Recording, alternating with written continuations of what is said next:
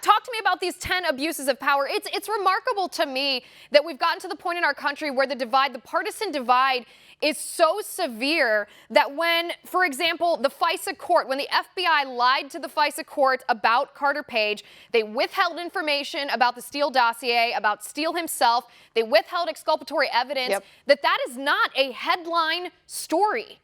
And it's so funny. I mean, you even have Hillary Clinton, who's still a little, excuse me, butthurt that she lost in 2016, still trying to point the finger at collusion. She tweeted out today, oh, you know, for high crimes and misdemeanors. But that's the thing, Hillary, and every other Democrat that's, you know, might be watching today. There are no crimes associated with this impeachment, the fourth impeachment that will end up happening in American history. With Richard Nixon, you can actually point to crimes that he committed. Bill Clinton, crimes that he committed. They haven't been able to line up any specific crimes or prove any crimes that Donald Trump committed.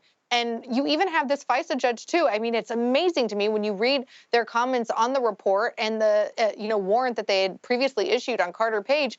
The FISA court judge said that this actually led her to question all of the other FBI cases where they've come to the FISA court for warrants. That's very damning for the FBI. Oh, it is. It is. We just talked about this, too, in the previous segment. It's so damaging. And yet the mainstream media and the Democrats don't care about that. So I want to go down this list. The first abuse of power was the FBI lying to the FISA court. The second abuse of power was likewise inflicted by the FBI on the Trump campaign. They conducted what's called a defensive briefing. It's the FBI or the intelligence community essentially warning a candidate for political office about national security threats, especially as they pertain to the individual's campaign. So the FBI briefed the Trump campaign at the time about Russian threats, but they only briefed him, by the way, about vague threats of Russia being out there and Russia not being a friend. They didn't say anything about his campaign specifically, even though they were investigating that.